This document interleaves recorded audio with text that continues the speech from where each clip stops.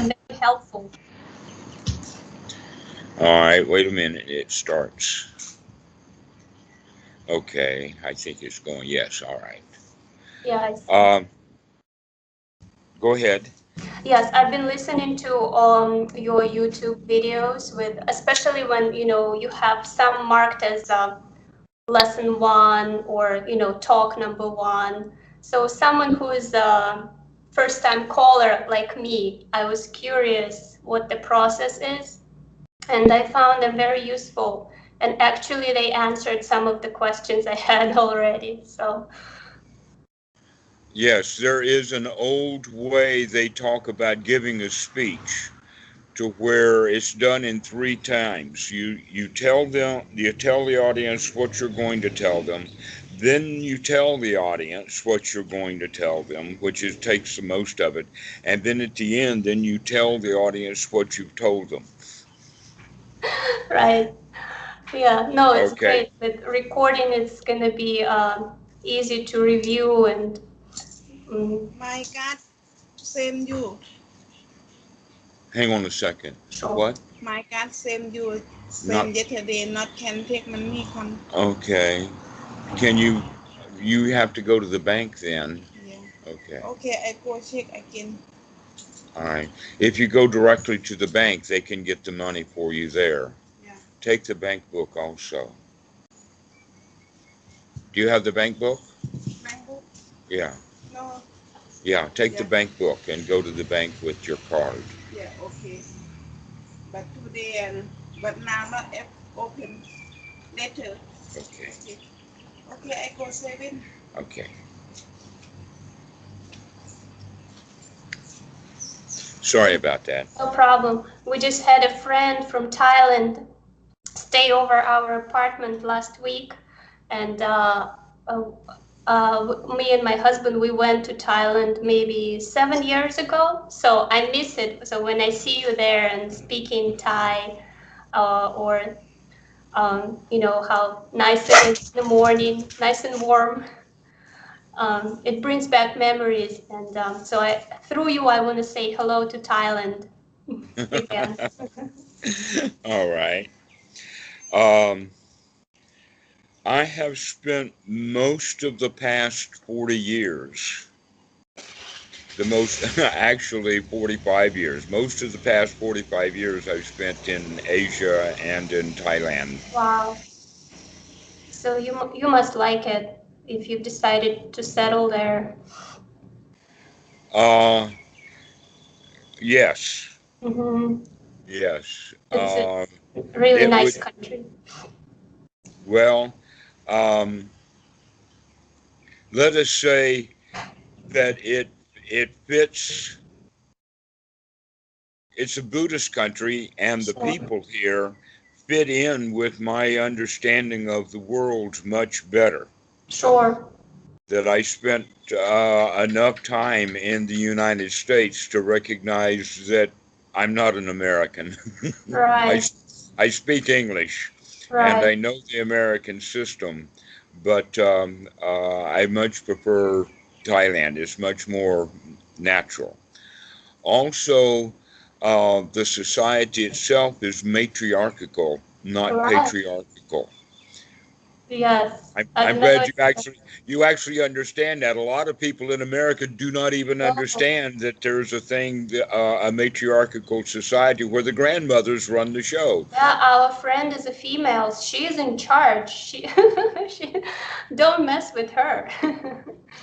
Well, in that regard, my wife Tam has a large family Hmm. in Udon Thani, but that many of the people have moved down to this island, Kopangan, because of work, simply because one person did it, and Right. now, like lemmings or like penguins, they will go Yeah. too. So now we have about 15 of her family here on the island, Oh wow. and that because I understood and knew the society and how it works, Hmm. I have done a few things that have placed my wife in the position of being the matriarch now of the family in South Thailand. Wow. Wow. Yeah. Very interesting. And that's how that's done, is by providing housing to young people when they come, Yeah. loaning them money, doing all, making sure that it's all family. And so Right. it's, Yes. Yeah, I can see that. Yeah. Wow. So you must have busy days besides, all the calls you take from students. There is all the family stuff to take care of to help your wife. yes, well, it feels a whole lot more secure.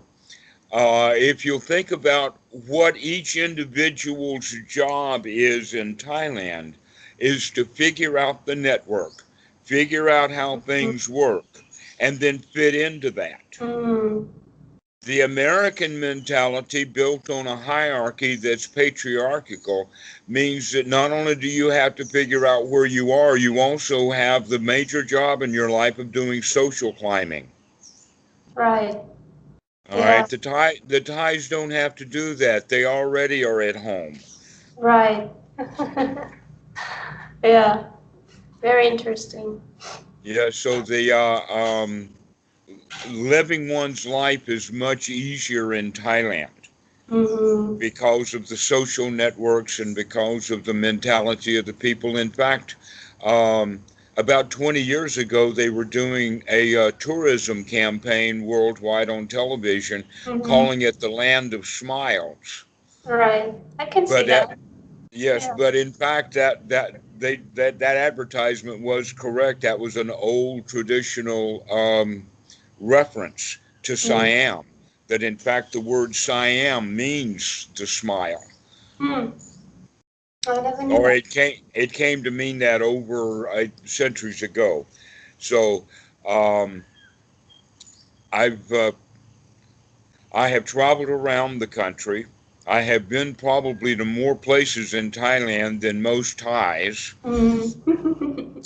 And I know more Thai history, I think, than most Thais. Right. Or at least they're very surprised when they find out that I know something that they thought was Sure. very obscure. Sure. Wow.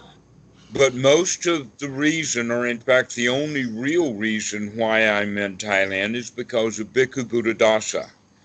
Your teacher, one of the Have teachers. Mhm. Okay, now Bhikkhu Buddhadasa was in fact very, very, very well known in Thailand, almost as if he was, during his lifetime, the most famous monk in Thailand.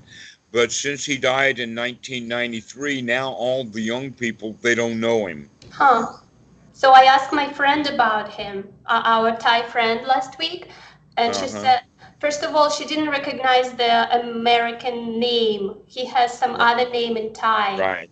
And Putatat Bhikkhu. so I showed her the photo of where he sits with all the dogs, because I'm a big Uh-huh. dog lover, and I love that photo. And she's like, "Oh yes, he is very big. He is one of the biggest."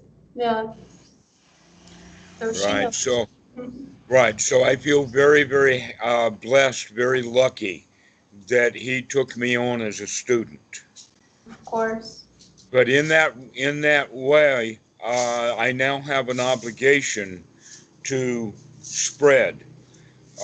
Basically, what has happened is over the past 2,500 years, because of various influences, some political and some religious, that Buddhism has been broken into two groups.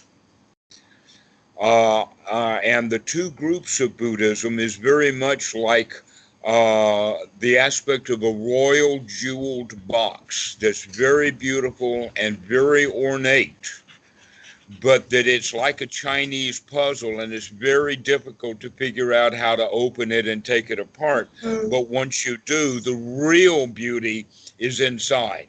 Mm-hmm. All Mm. right. Let me give you an example of that. Though it's gotten kind of old, this is a very old Chinese box, Oh, okay.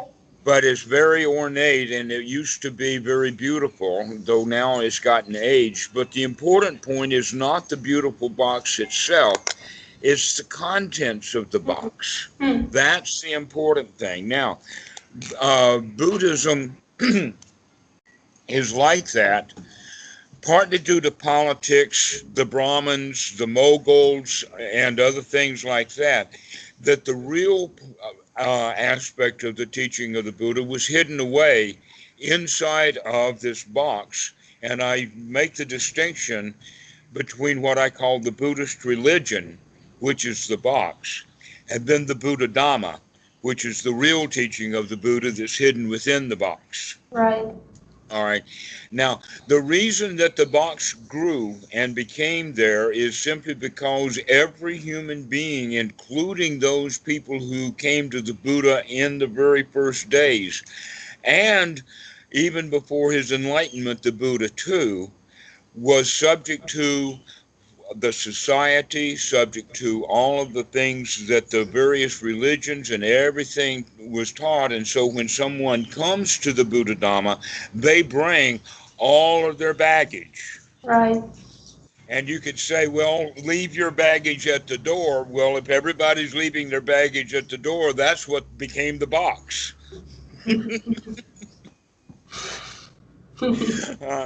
If you can see it like that. So many of the things that people think are Buddhism are in fact not.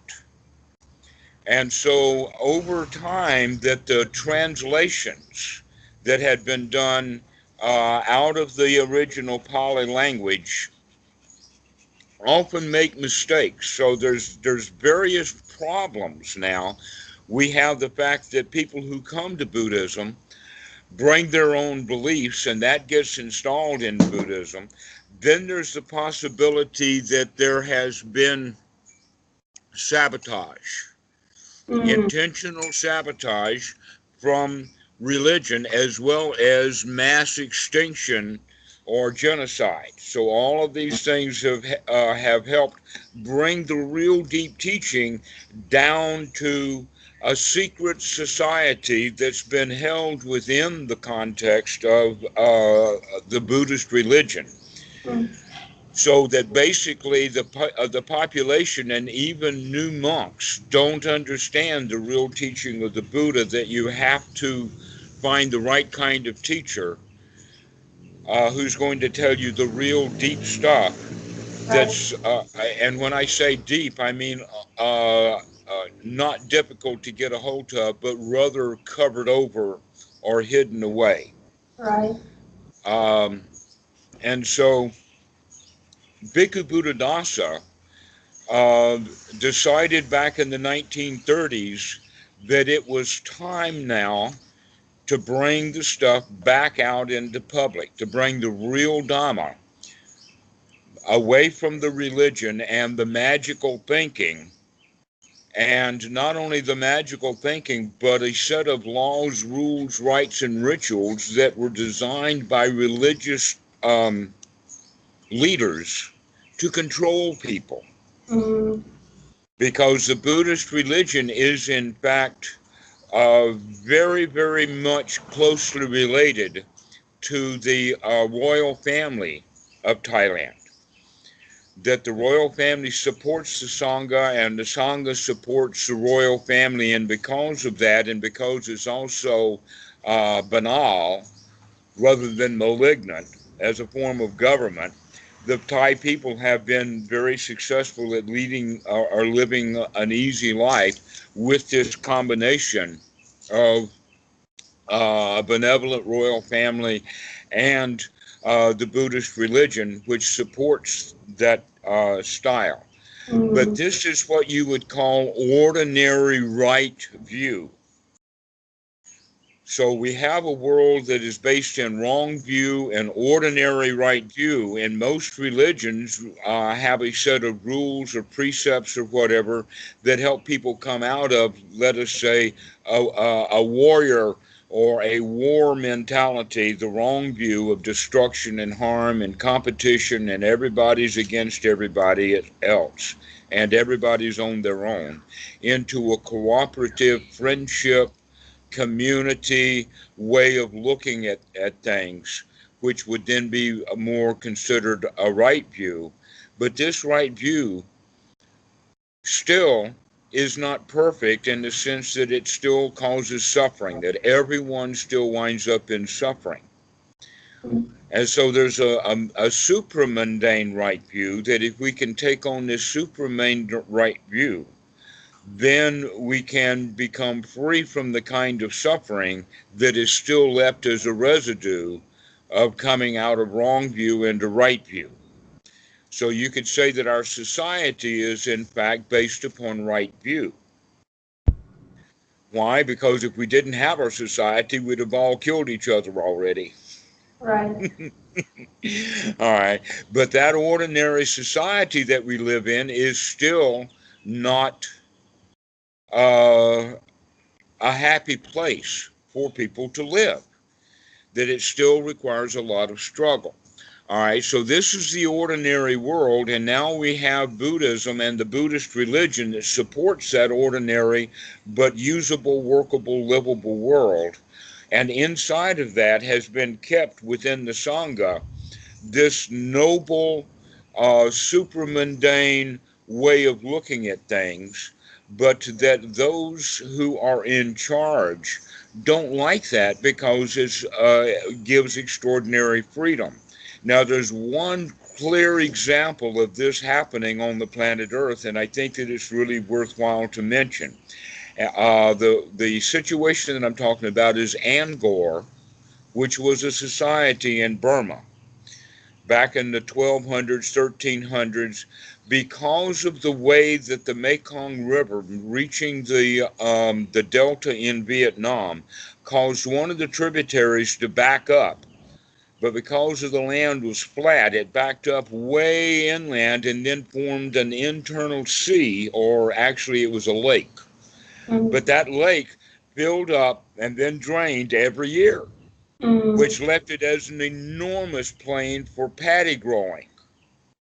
Meanwhile, it was completely surrounded by a jungle, which made this place quite unique, and that's where the Angkor society was built, was in this place that was surrounded by jungle. The only way to get really to it was by the river, and that the society was Hindu, and it grew up that way. And you can see, in fact, they say that there was more than 1 million people there at a time when London only had 20,000.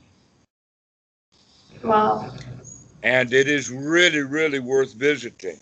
Now, why was the downfall? What happened in the downfall?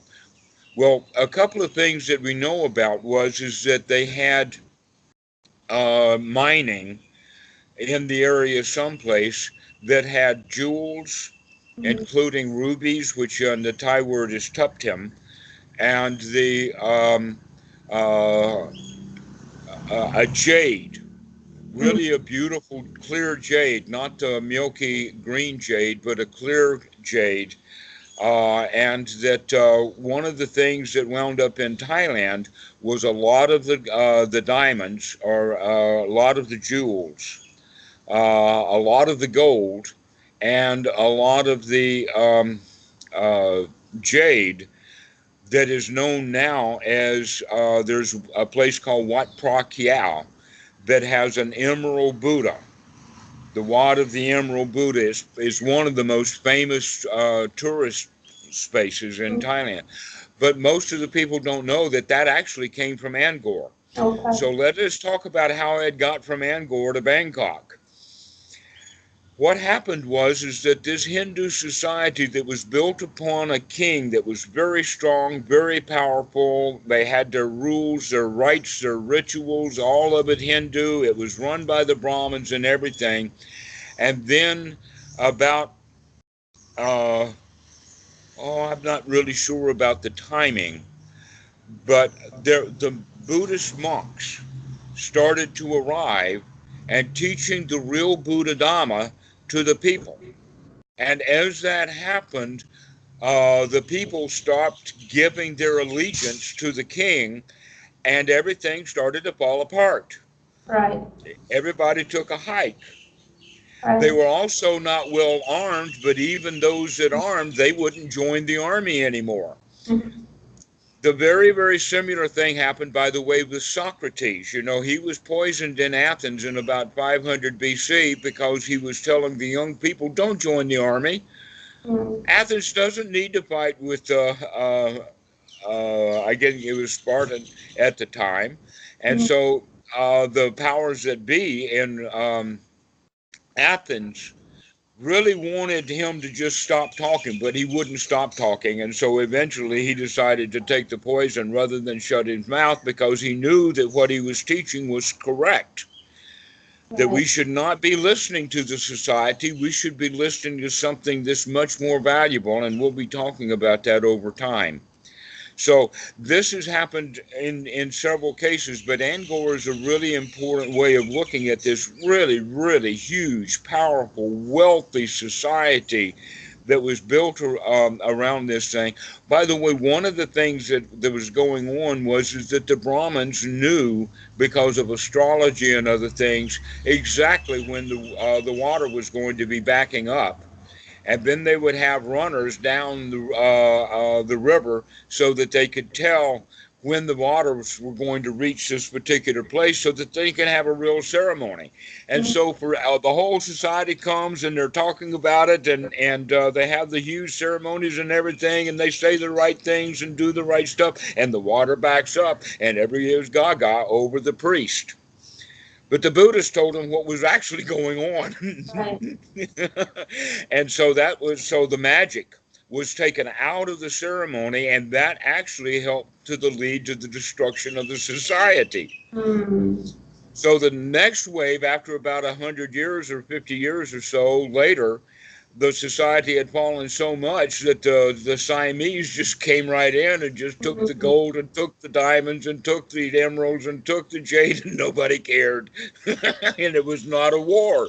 It was just nobody cared anymore, because they were all Buddhist, and they just, so that's actually quite an amazing thing. So when we recognize that one of the reasons why the real teaching of the Buddha is an enemy to religion is because the religions cannot control the people who are wise and strong in their own mind. The same is true with governments. And so instead of rioting against the government, the Buddhists just don't pay any attention to the government. We just kind of ignore the government, and the government don't like that very much. Right. All right. So an example then of the difference in the societies is that in Russia and in the United States, the police are very important, very powerful. They're out on the streets. They're making busts. They stop people in automobiles. They're all over the place. They go and visit the bars. They do all kinds of stuff. In Thailand, the national police, and it's the national police that is, they recruit locally, train in their center, and then send the local boys back to their locality to take care of the people. Which means that if you see a cop out on the road in Thailand, he's just doing his job. He's out there going or delivering papers or whatever like that. He's not out there busting people. That in fact, on some of the holidays, when there is most likely for people to be out drunk driving, they will have on regular roads a stop checkpoint, but the checkpoint is manned by the local old men of the community, not the police. So even when you have the DUI bus places, it's completely different. They're there to take care of the drunk, not to give him a fine or punishment or whatever like that. Embarrassed. Okay, so the whole way of the society is different, and so I thought I would describe that to you as an introduction of why I would prefer to live in Thailand, is because there's no pressure on people the way that the society pressurizes people in the West. So we also are looking at the fact that Bhikkhu Buddhadasa wanted to let the real Dhamma out, and he started giving a series of talks. There's actually quite a lot of history about him arguing with his Pali professors in Bangkok. When he would go back to the local place where he knew where his home was, he knew that the Pali professors were changing the ways of the Pali just a little bit, and yet the Thai translations of the Pali are so much superior than the English language translations. Mm-hmm. But even with those better translations, Bhikkhu Buddhadasa is fighting with his college professors about the definitions of the Pali words. Okay, and so within a few years after that, he started giving public talks that got the notes from the religious upper class, mostly from Wat Bhawan, but also Wat Sapatunalam, there at Siam Square and others. There's very, very powerful big temples there. And that the complaint was that he's teaching the wrong stuff. He's not. And so they had what's called a Sangha Dasesa, which meant a group of very, very high-powered monks of Bangkok, put him on trial. Wow. During the background of this trial going on, those people who were on this group of 20 tried to convince the group that didn't understand the actual Dhamma that Bhikkhu Buddhadasa was absolutely right and correct. Mm. And so what they wound up chastising him for was not teaching wrongly, but teaching rightly to the wrong people. Mm. Now, who he was teaching to was the University of Medicine to the to the nurses. Their graduation ceremony got him into trouble. I think it was 1934 or something like that. But that started the whole show that gave Bhikkhu Buddhadasa so much fame in Thailand and draw so many of the major monks all over the country to become his students. I see. Mm. All right. And so this was where it got started, and that since that time, fast forward out of the 1930s, 40s, 50s, and 60s with all of that stuff that was going on. By the time that I arrived there, Bhikkhu Buddhadasa had already made the idea that he wants to have not just the Noble Dhamma available to all of the Thai people, but to spread it around the world. Mm-hmm. Okay, and so I'm now working through Achan Po, who is, let us say, he was actually, as a young man, the abbot of Wat Suan Mok. He's been the abbot of Wat Suan Mok since the late 1960s. Mm-hmm. All right, so, but he's 84 now, mm-hmm. but it's under his guidance that we have decided to let this stuff out on Skype. Oh, Normally, I would not be doing this without let us say, permission in the form of a boot mark on my butt. That I have literally been ordered to do this. And that I gladly take up that order because I recognize that I do have this, if it's time to let the Dhamma out to the world, because it's safe enough to do that. Because in prior centuries, if the Dhamma got out, it would be suppressed. Mm-hmm. Okay. A kind of an example of that would be about 10 years ago, over a long period of time in the West, there was a lot of public discussions between atheists and Christians. And almost always they would have the topic of, does God exist? And generally it depended upon what the views of the audience were before they went into that discussion as to who was going to win. So if it was done in a church setting, it's always the Christians are going to win because nobody's mind has changed. Mm-hmm. Now, the way that I look at it is Christianity and atheism are very, very similar. They're very, very close together, and I'll tell you more about that later. that they don't have a real Dhamma dude, a real Buddhist who knows exactly what's going on stage with them, because he'll destroy both of them. And the way that we do this is by saying, well, who needs a God? God, I mean, why have a God? And they talk about all powerful and this and that, and they say, okay, well, where's his power? I've got more power than God does. Can God pick up this mouse? Can God drink a cup of coffee? I don't see it. Okay. And so they don't like it like that. But then they say, actually, the real difference between the Buddhist religion and the actual teaching of the Buddha is the idea around rebirth and karma and the law of karma. And so teaching the Buddha's Dhamma directly to the students right from the beginning, I want to make the distinction that this, what we're teaching here, is not religion. This is a way of getting your mind straightened out by figuring out mostly who you are not. Right. Not in the sense of figuring out who you are, that we eventually wind up saying, well, we're not actually going to ever be able to do that. Why? Because we're changing on a regular basis. By the time I define who I am, I'm something else by the time I've said it. Right. All right, and so in that regard, much of what we're going to be doing is figuring out what you are not, so that you can have a choice over to what you are going to be in this moment. Right. Now, most people start off as a victim. We are born as a victim. We are under the control of our parents. We don't have good facility. We can't feed ourselves. We don't know anything, and that we are punished when we do things wrong, and other things like that, which keep the human being in the mind state of being a victim.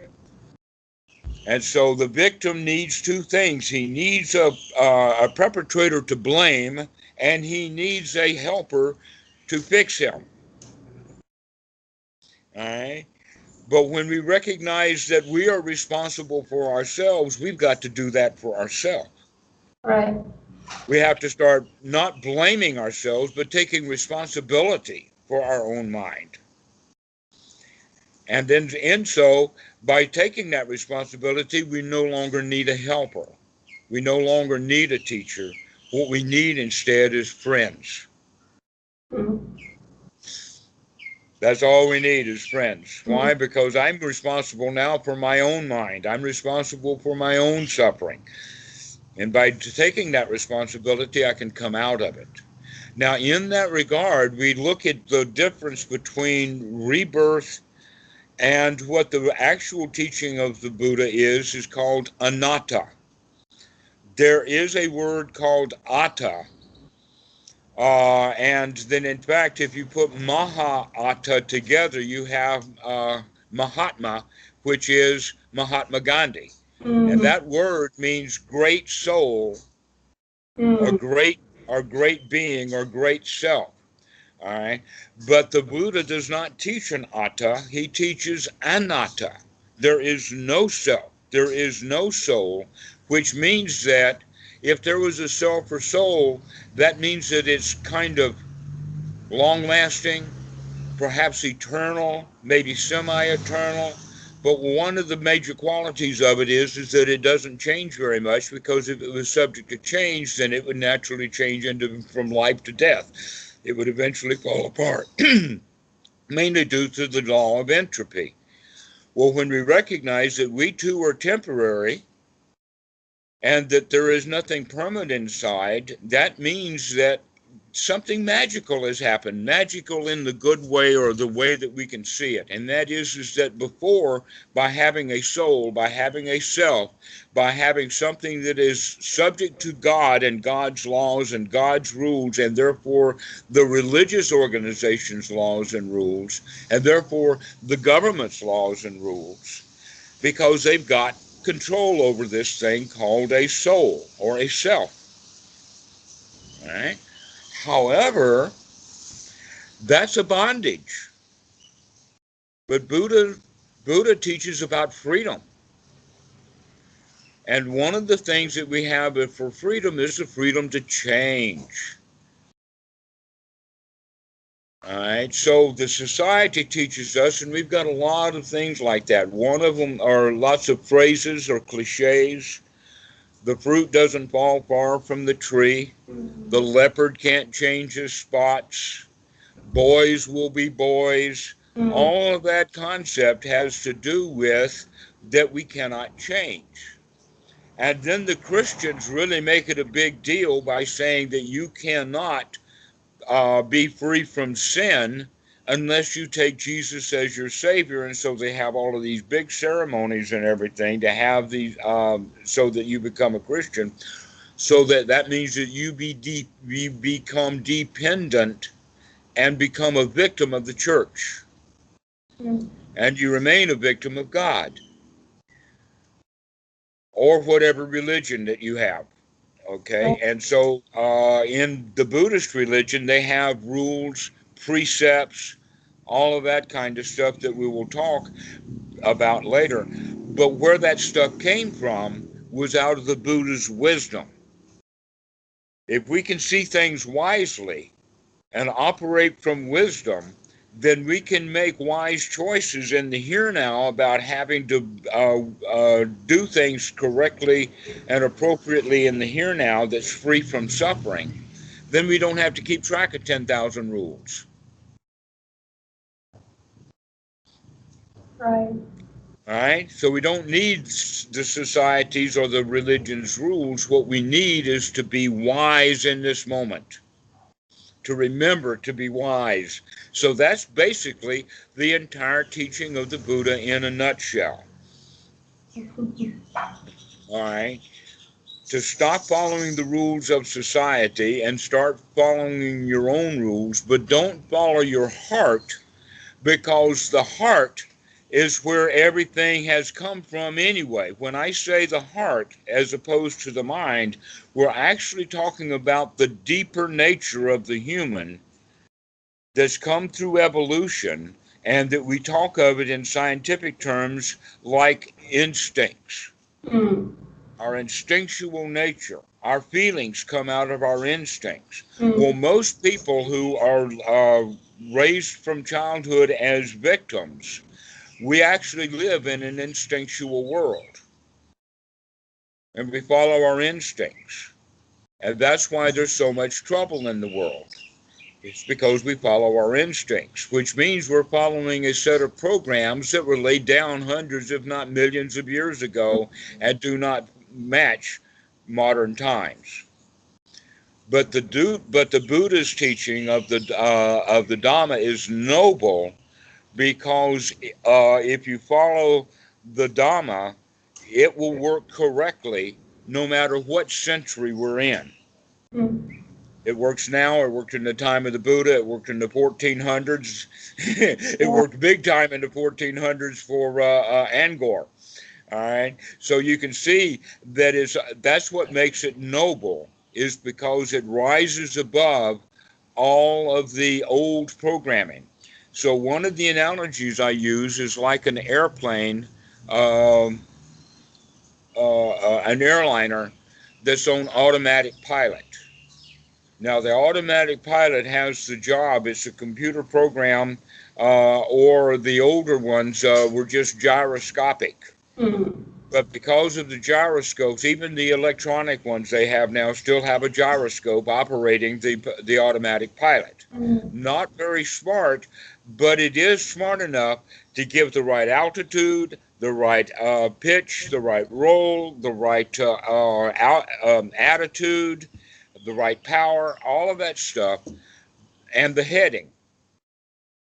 But the automatic pilot does not know about the storms. It does not know about it might know a bit about where the mountains are, but not much else.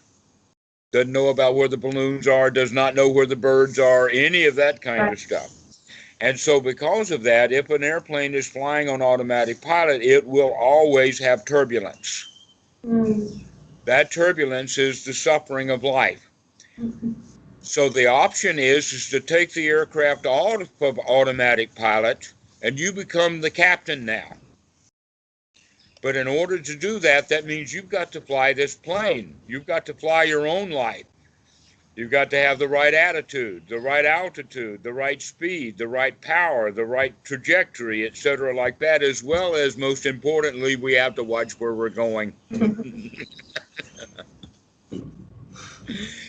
All right. So that's another analogy for this is what we're teaching. So one of the things then that is needs to look at is that if we're going to pilot our own aircraft of life, we need a little bit of training on how to pilot that aircraft.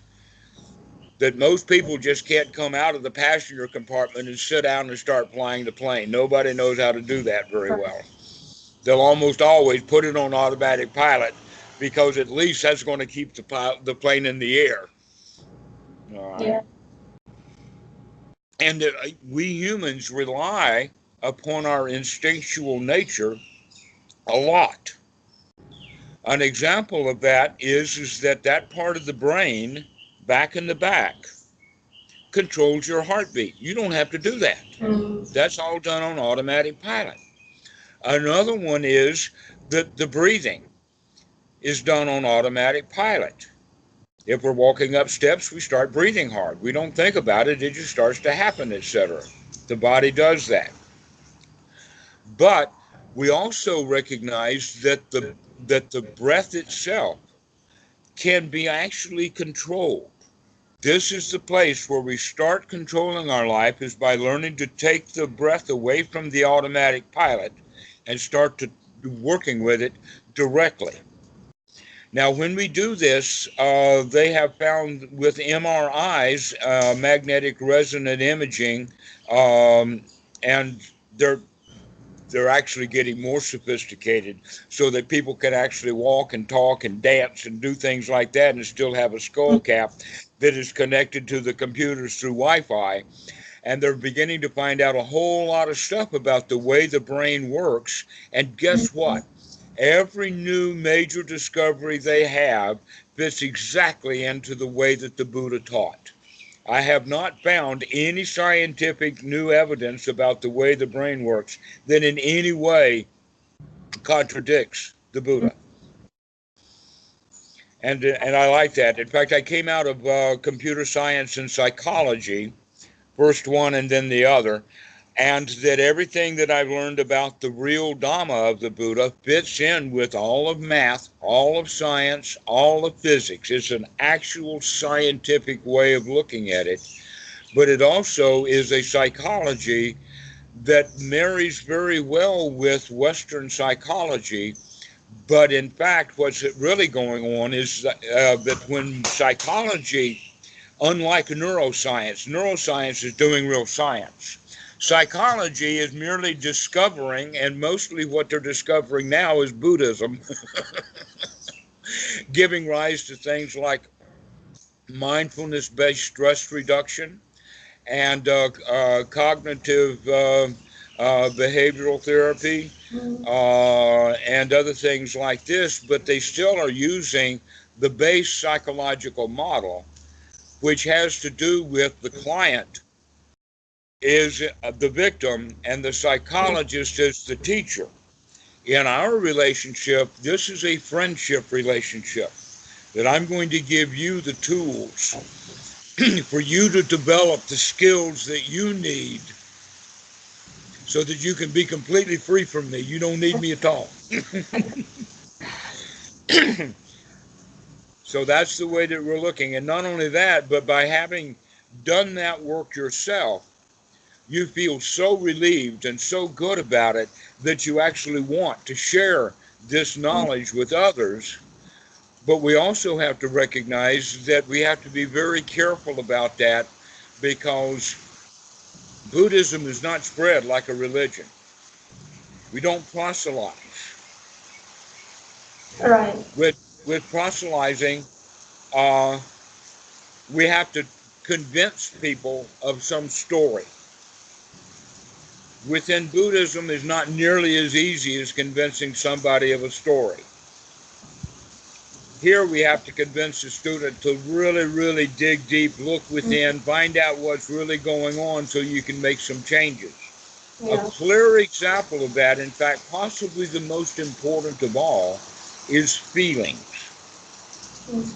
Because people do not know how they feel, and so the feelings get big, and then they're in a full-blown state of ignorance and not know how they got there. I'll give you two examples. One is when someone is angry and you say you look angry, they'll always deny it. I'm not angry. All right, that's because they're not looking at how they feel. They're judging themselves based upon a model that possibly came from a religion that says, thou shalt not be angry. Therefore, okay, I'm not angry. And if you don't believe me, I'm going to hurt you.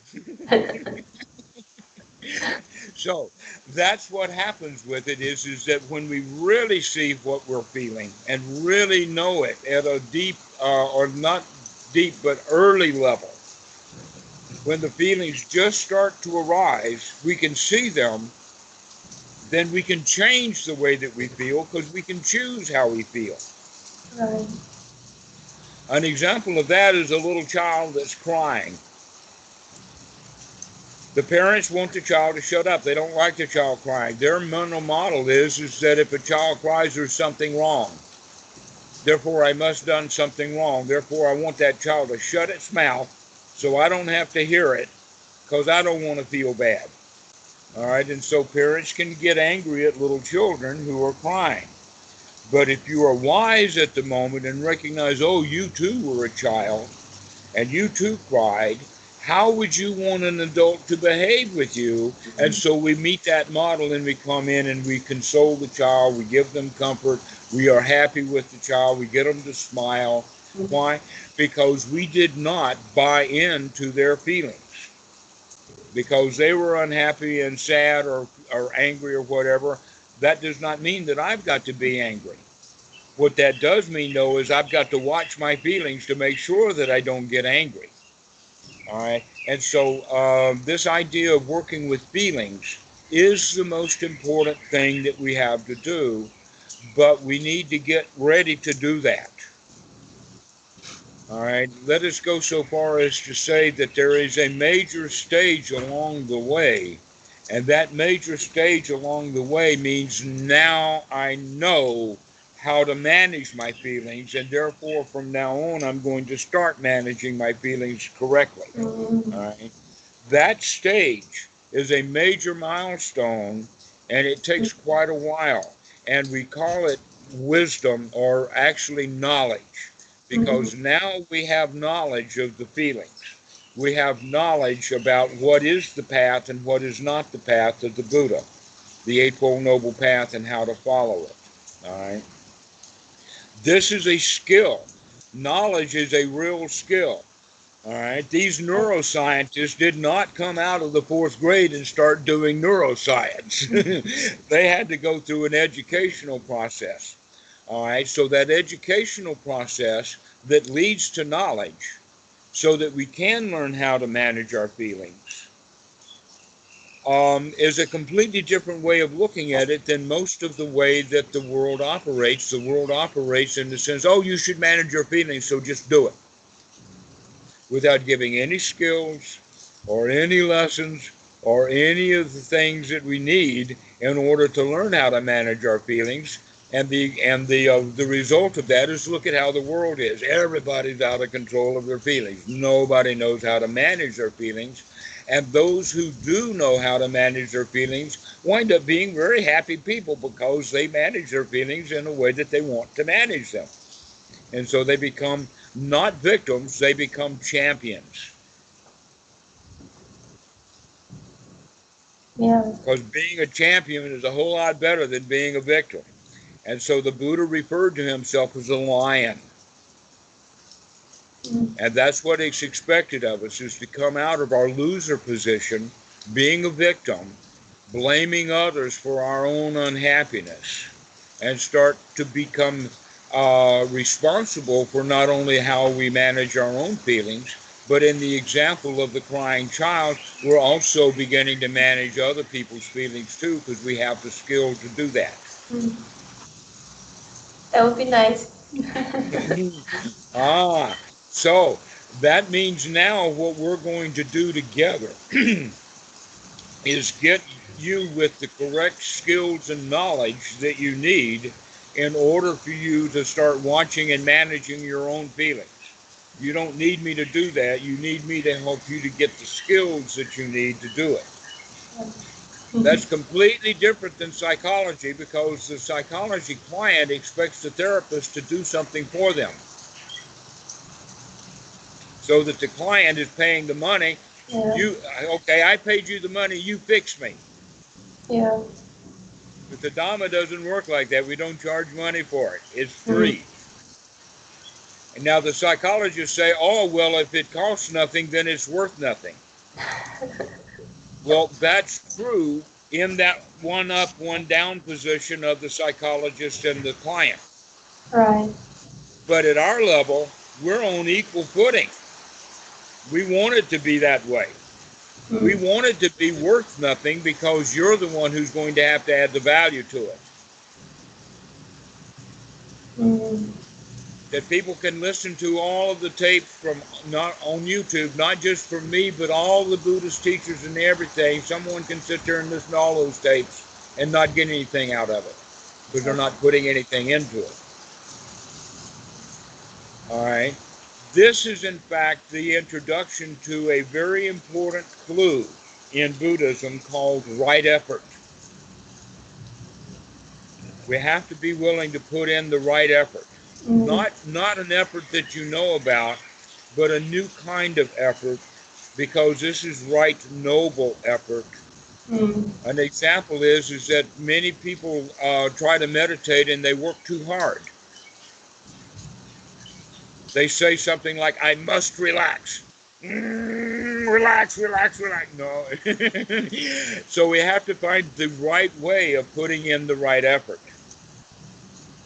So right effort, and we put in right effort at the right time. And when is the right time? Whenever we think about it. This gives rise to the word, the meaning of the word sati. Now in Buddhism, we have two major things that are talked about. There is the satipatthana, which is mindfulness of the body and your feelings and all of that, and we're getting ready to go into this. And then there's Anapanasati, and Anapanasati means mindfulness or watching the breath. Anapana is exactly the same word as pranayama in Sanskrit. All right, the breathing, okay? And so all the yoga practices use breathing techniques. Breathing and yoga and meditation are actually coming out of the same source. And we use the breathing, and the Buddha recommends the breathing because the breathing is something the body has to do when you're doing nothing else. And so we want to get into the state of doing nothing else. This is what we mean by getting seclusion. That we go off into seclusion, we get away from the world and start dealing with the way that the mind is working right from the very beginning. And so right from the very beginning, what we're going to say is, I'm going to pay attention to the breath. I'm going to be here with the breath. I'm going to watch the breath. And I'm going to relax and be here and just watch what's going on right now. But people can do that only a short period of time. The mind being active will wander away from the breath. So your job then is to remember that the mind has wandered away from the breath and that your intention is to come back to the breath. So when the mind wanders away, and you can see that, never mind, start again. Right. But everyone has resistance to do that. Many people say, well, when my mind wanders away, I like it. Yes, but you were here to do your meditation practice, to develop a skill, and while you're letting the mind just wander away, even though you like it, you're not developing a skill, So don't call this meditation because you're not doing the development work. Mm. So that means that we have to now put in an effort. The effort is to actually stop the thinking that we were doing, whatever it was in the mind, and throw that stuff out and start thinking about what we're doing right now. Because normally the thoughts that we have will be thoughts about the past, thoughts about the future, thoughts about things that need to be done, problems to be solved, conversations to be finished, things to do, fights to start, etc., like that.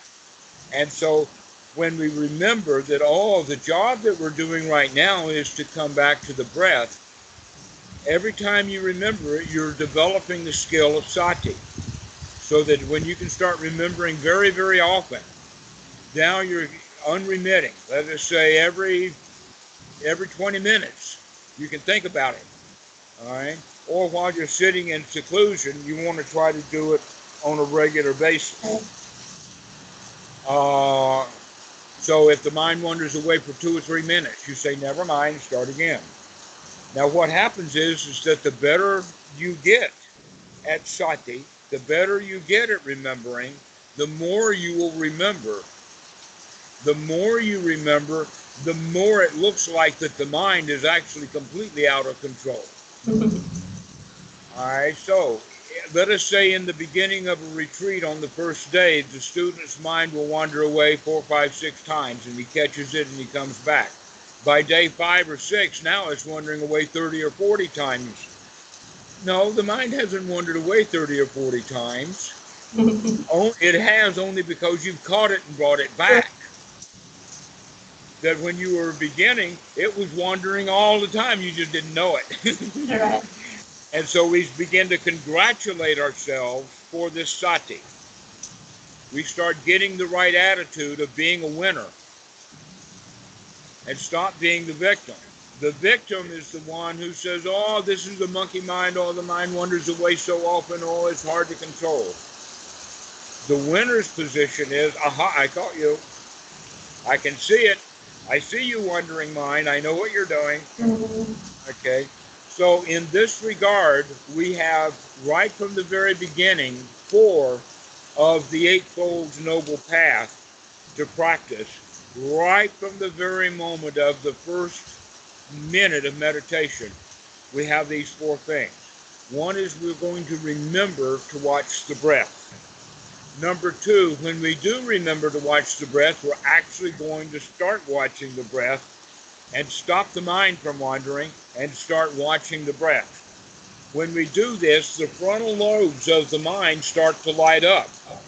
The neurophysicists, the neuroscientists have found out through their MRIs that when we're watching our breath consciously, the frontal part of the brain is action. It's doing, it's working, it's making, or it's burning oxygen, and it's warming up and all this kind of stuff. But normally when we're not, when we're just sitting around or thinking or daydreaming or whatever, then the anterior cortex does all the breathing and all the thinking is done deeper inside the mind. But when we actually are paying close attention to what we're doing, especially in the beginning by watching the breath, you're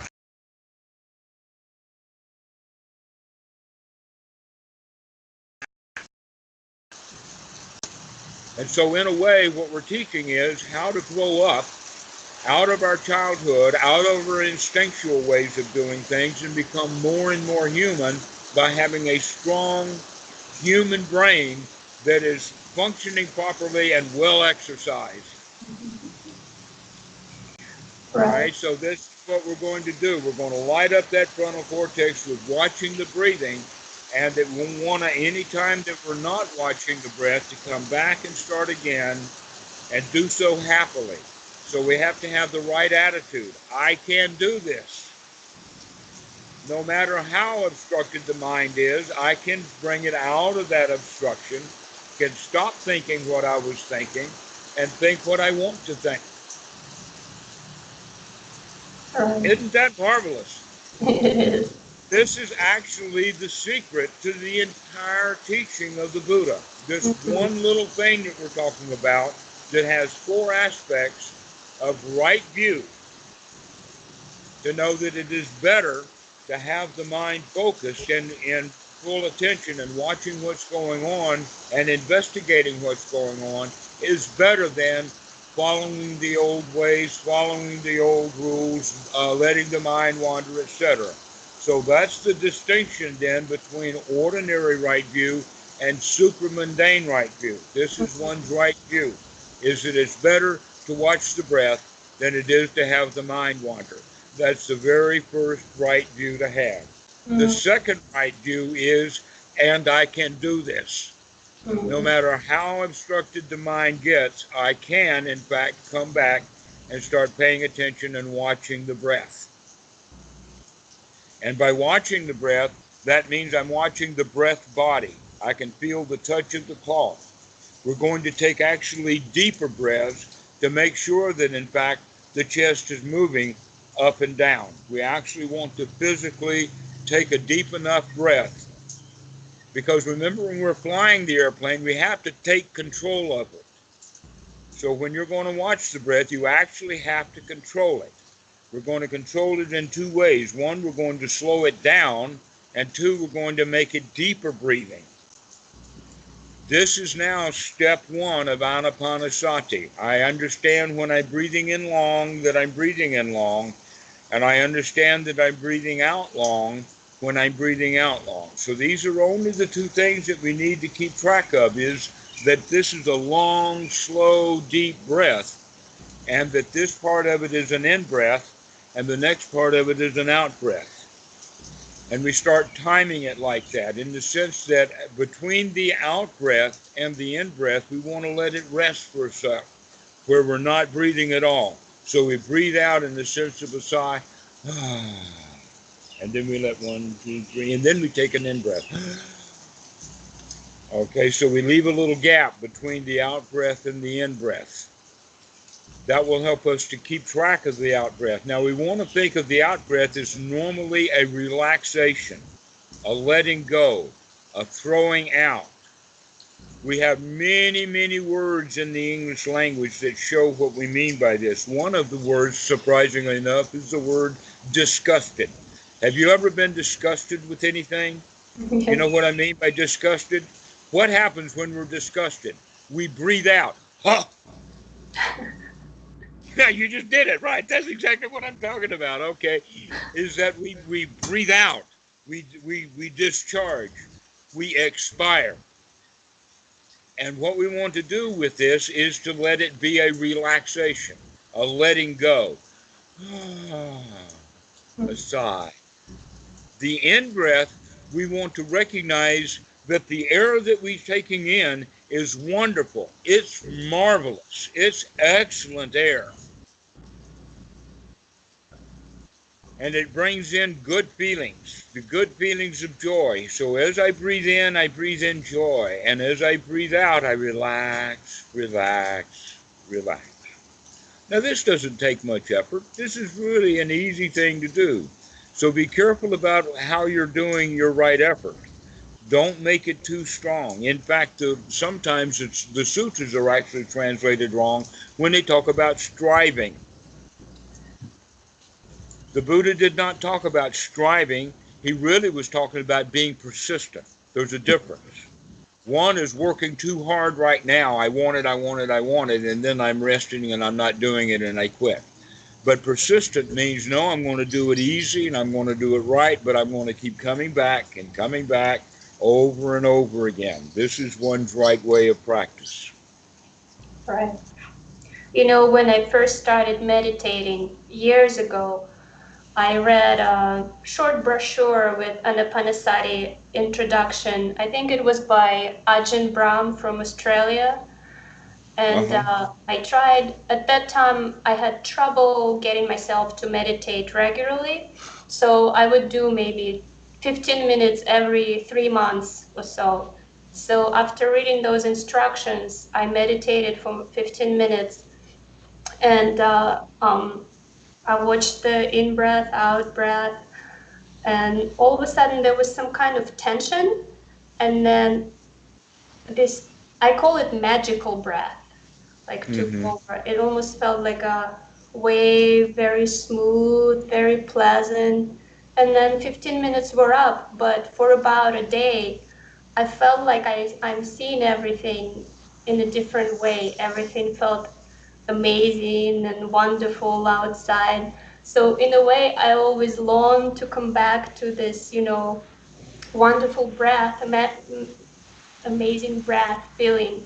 So I feel like these instructions will will lead me the same way, because on the other side you have instructions where, and I've been working with that for 9 months last year.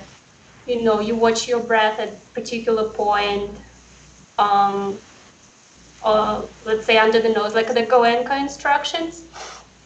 um, Well, or the body scanning. So those things, I always find them too mechanical or tedious. And that was my struggle lately. Do do I follow the mechanical way, or do I follow the way that feels amazing? And that's why I felt like I needed a teacher, because if I do yes. the amazing way, maybe I'm not doing it right, and I'm just enjoying myself. All right. Let us say it like this. Basically, there is the Western way and the Buddha's way. All right. The Buddha's way is the way that I've been talking. The Right. Western way is that it's goal oriented, that you're expecting to get something out of it. All right. And our whole society is built on that. And it's basic, it goes all the way back to the law of karma. If I do good, I expect good results. Well, the real karma is that if I'm doing something good right now, I should have the good results right now. Okay.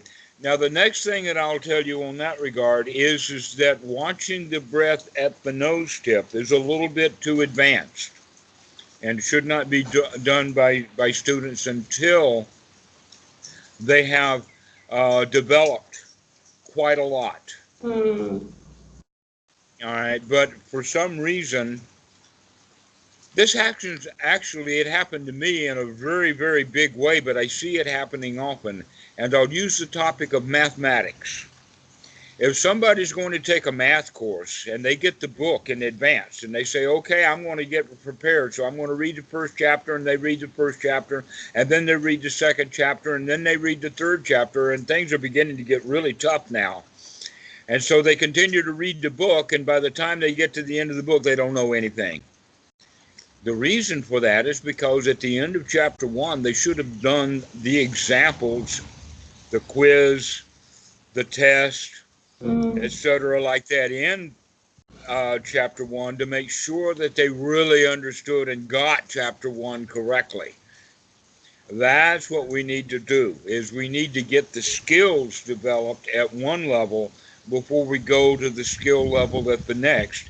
And yet, because the Western mind is goal oriented, we want to start going through these steps very quickly, and we want to make progress.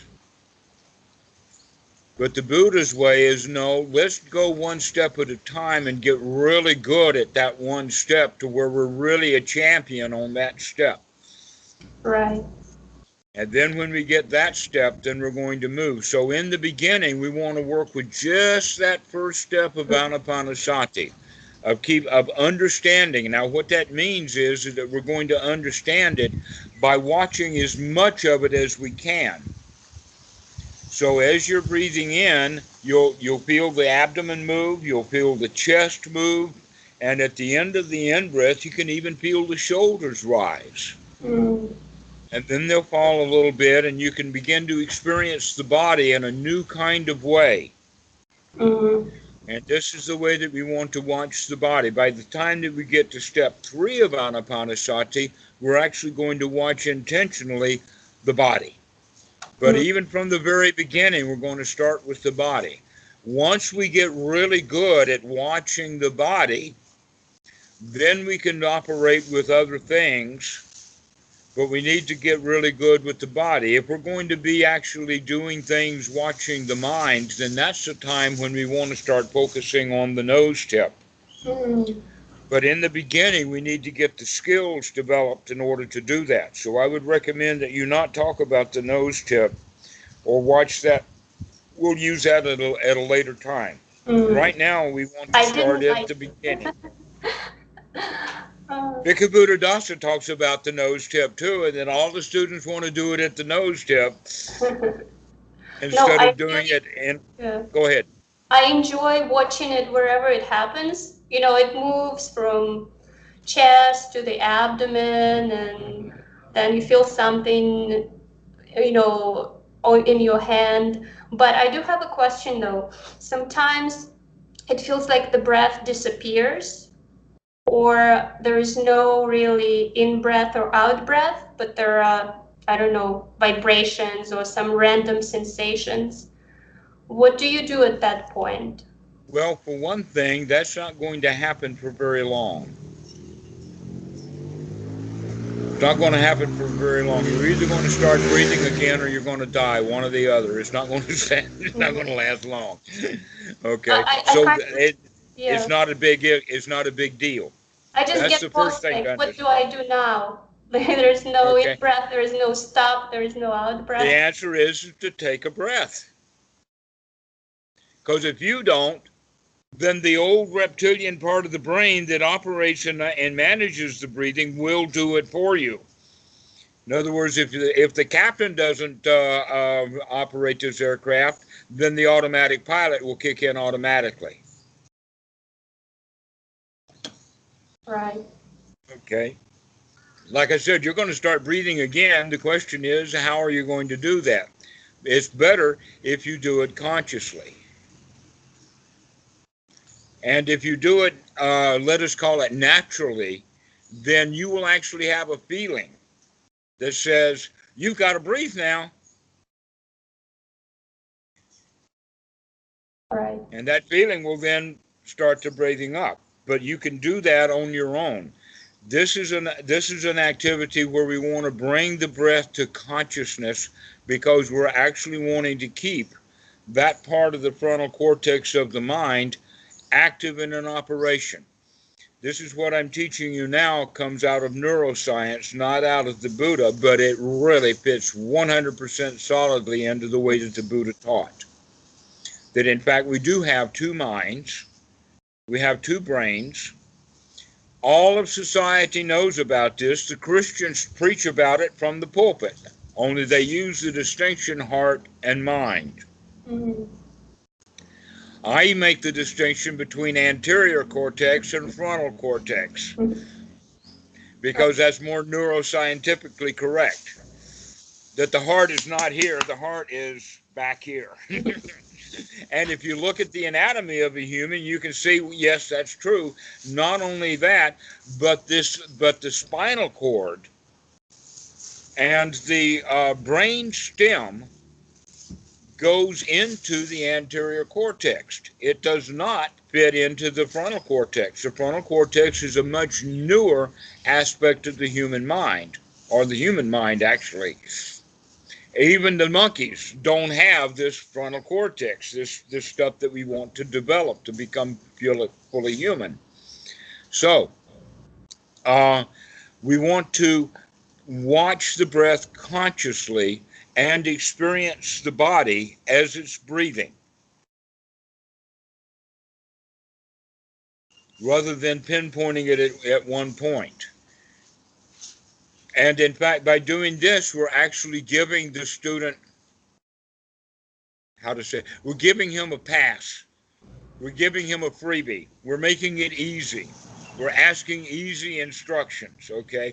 And what I mean by that is that if you're watching the whole body of breath, if you're experiencing whatever and whenever there is something, then that will give the mind a little bit more to do. If you function on the nose tip, now the body or the mind has a very subtle object,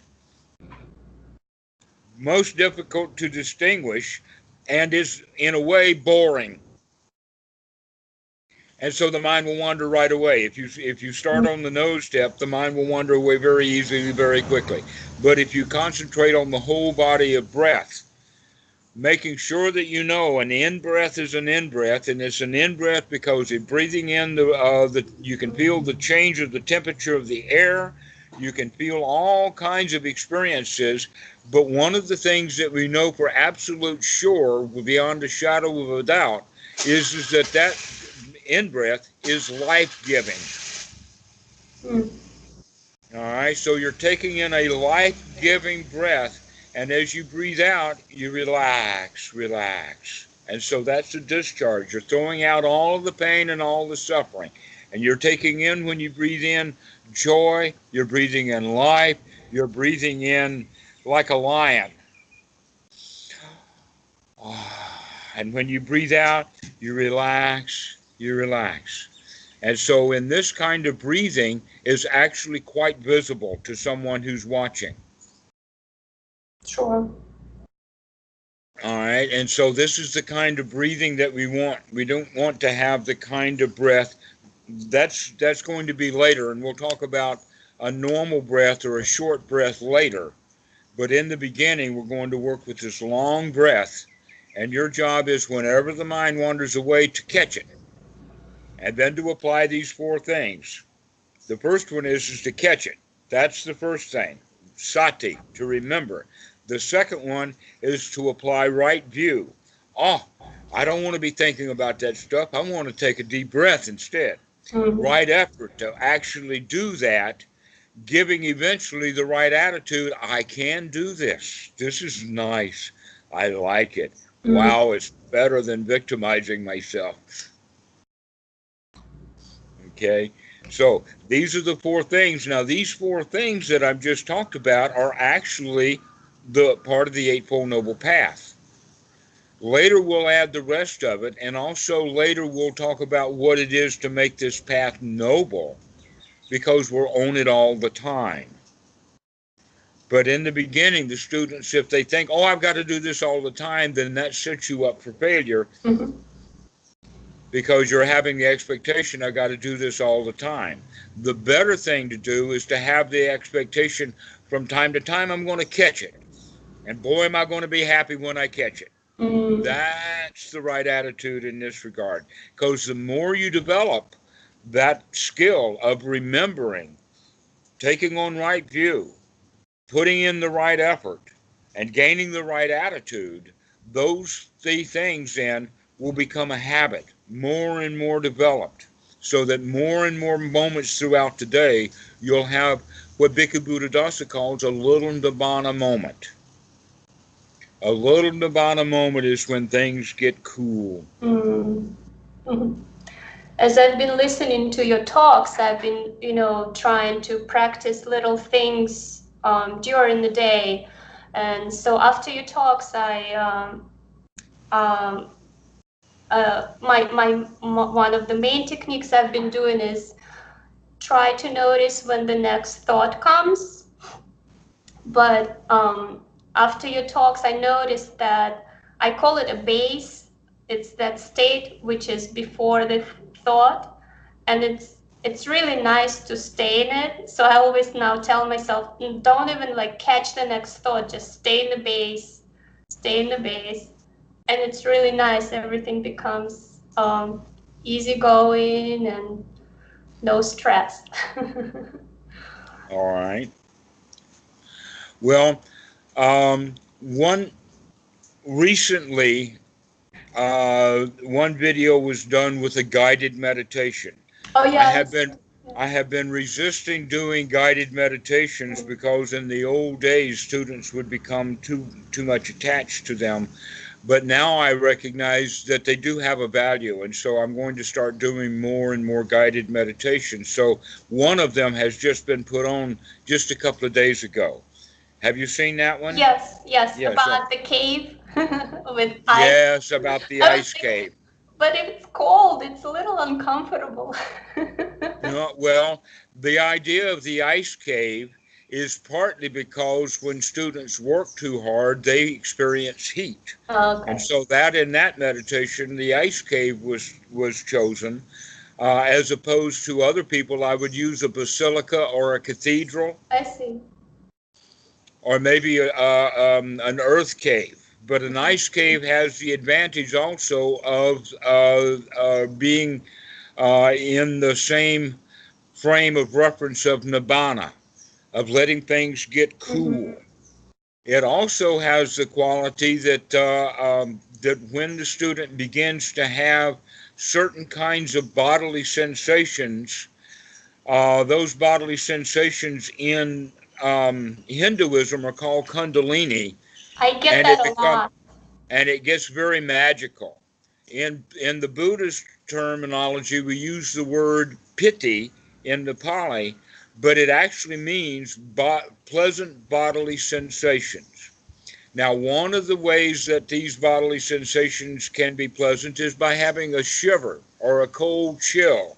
That's another reason why I use the ice cave, is because I want to give the students the feeling. And what I mean by that is that the hair on the arms will raise up, causing goosebumps. Mm. Goosebumps will arise on the back of the head, that you'll have chills coming up the body. This is natural, and it is actually quite delightful if the students are ready for it. But they will also, if they're not ready for it because they've got magical thinking, or if they haven't heard about it at all, they'll be afraid. But if when we recognize that, no, this is just a natural thing that happens, and that it feels good, and so that's why I use the ice cave, because it has the quality of fitting in with the bodily sensations that you expect to have, and which are more pleasant than sensations of heat. I see. And it also fits in with Dhamma. So that's the reason that I chose the ice cave in that particular uh, guided meditation. I see. I'm glad you mentioned pity because that reminded me another thing that happens to me a lot, practically every sit when I meditate is of movements. Like my head would start moving, and Mm-hmm. it's always very relaxing, as if it's like minor yoga repositioning. What I don't stop them. They feel good. Yes, don't stop them. Goenka talks about this stuff as releasing old built up tensions. And in that Sankara. regard, because they're old built up tensions, it fits under the Pali word of sankara. Mm-hmm. Okay, and that this is exactly what we're looking for. Yes, we want to invite those kind of feelings because that's part of relaxing the body. The body is, in fact, relaxing itself.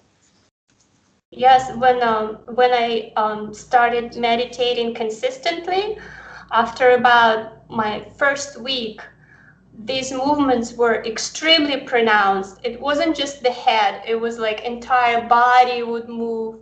And afterwards, it felt like as if you just went to a sauna or spa. It was so relaxing. And I thought, oh, that's how they invented yoga, because they were probably meditating and this stuff was happening. And then they started calling the movements a certain way. But yeah, I don't stop them anymore, and now they're much more mellow. It would be just a head or shoulders. Well, that indicates that the really strong movements that arose eventually worked some stuff out. So now Yeah, things are a little bit more subtle. right. And that's exactly. Now, this whole thing of this rapture or piti or kundalini, if I talk too much about it with students, I begin to experience it. I can already feel my legs tingling now. And, oh, yeah, there it goes. It's actually quite pronounced. Yeah, it Uh, used to happen whenever I would concentrate. In the beginning, besides meditation, if I would read a book, I would start, my head would start moving too. But now it's settled down. I'm glad. but I always think of it as very pleasant when it comes. And you can think about it, and it can start to arise just by uh, becoming familiar with it. Mm-hmm. Think of this as actually a skill to be developed. And it also fits right in with another skill, which is actually an important one, and that's the skill of happiness. Happiness is a skill to be developed. Now, you do not hear that in our society. No, Mm, they say in our society, you buy what I have to sell and then you'll be happy. right. Oh, get it. Like, Uh-huh. But no, happiness is actually a skill to be developed. And one of the ways of developing happiness as a skill is by keeping track of, as you breathe in joy. And as you breathe out, you relax, relax. This is the way to look at it, okay? And so you can use that guided meditation plus this tape. And I would say that, you, first off, you said that you've gotten to practice. Tell me what your practice is now. What are you doing every day? so, as I had that conflict between more tedious type of meditation techniques versus free meditation technique in my mind, I'm always leaning towards, more of the flowing, enjoyable ones. So now I sit and I watch the breath wherever it goes. And as I mentioned, sometimes the in breath, out breath, they're not as distinct anymore. It's just like, sensation here, there, somewhere in the body. And usually that's how, I sit for an hour or so every And day. you're up to an hour? Yeah, or more, an hour and a half on weekends. And then I do Okay. shorter ones during the day. All right, if you're already doing it that long, then one of the things that you would start to watch for is the way the mind itself changes over that hour and a half time. In the beginning, the meditation should be easy, and then it should become hard, and then it might get easy again. And basically, what's happening means that the mind is getting tired because we're exercising it. So sometimes the mind is sharp, sometimes it's dull. And part of your job is to start to observe that, to start watching the fact that the mind is not steady. It's up and down too. The Right. ability. Uh-huh. And that the more deep breathing you have, then the more oxygen the mind is going to have available, or the brain's going to have available to it, which means that it's going to be exercising more. That's why the first step of Anapanasati, that long deep breath, is really valuable Mm, because it starts to train the mind right from the very beginning. I see. Okay, so training the mind by giving it extra oxygen, by exercising it, and so during this time of sitting, it's just like somebody would go to a gym and they'll do some barbells for a little while and then they'll get tired and then they'll do dumbbells for a while and then they'll get tired, etc., like that. But the one thing that we want to make sure is that we get the right balance. Mm, If we are hitting the sweet spot, if the guy exercises in the gym too much, then the next day he's going to be stiff and mm, sore and hard, and he doesn't want to go back to the gym anymore because it's too painful. If he goes to the gym and doesn't exercise enough, then he's not getting any value out of it. So we have to find this right spot. And with meditators, it means that we eventually start adding more and more time. But also, I'll be giving you other techniques about how to bring this practice to the day. Because you see, meditation, as wonderful as it is, you can't sit in meditation all the time, all day long, all night long. I know because I've been to Burma. I've been around guys who do that. And one of the ways of saying is they sit there because they can, not because they want to. All right? Because if they want to, they're going to be really struggling. But if they can't sit there, but most people, we don't want to put the body through that much training to sit all the time. That we've got to work, we got a life to lead, and so we need to be able to gain the advantages off of the cushion. sure. Okay. And so we'll be working with that more and more. But for right now, since you're spending a lot of time, an hour to an hour and a half, that means that now is the time, especially later in the meditation practice, to begin to watch that the mind does get tired. It does get dull, and then it'll get sharp again. And part of it has to do with your intention. So if I notice that it's getting dull, I don't do anything. I just become Take a dull. deep breath and say, I see you, dullness. I see you. I see the mind has gotten dull now. And so again, we work with the breath by taking more deep breaths. Because see, if the mind gets dull, that means that it's kind of wandered away and we're kind of not watching, and things have kind of got back ordinary. But when we do have that sati moment, when we do recognize, oh, the mind has gotten really dull right now, where have I been? That's when we say, never mind, I see that dullness. It's to be expected. Would you consider this dreamy kind of sensation dullness? Yes. Well, I'm only using dullness and brightness as an example. In fact, your job will be to find out all of the various states of mind that you have. Whether you can label them or not, I'm not sure. But the Buddha labels things in the sense of exalted or ordinary, sharp, focused, or dull. The dreamy kind of state, I'm not sure whether that's pleasant or not. Depends upon whether the dreamy has actually got dreams in it. If it's got dreams in it, then the dreams are hindrances and should be chased out. To say goodbye to them. I want to keep the dreamy state, but I don't want the dreams. Right. Okay, so that's the way of looking at it. Whatever the mind has got, we want to take that stuff out of the mind, the dreams, take those out, and pay attention to what's going on in this present moment.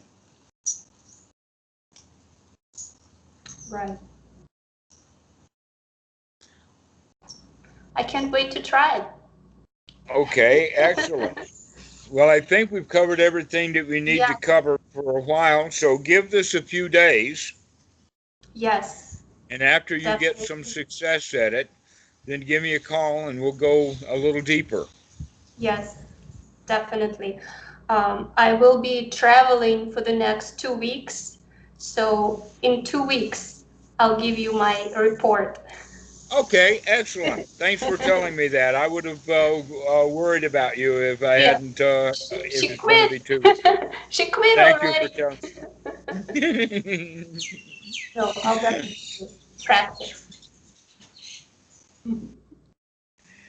Actually, not that worried. If I worried about my students, I would not want to teach. That's too much work to worry about students.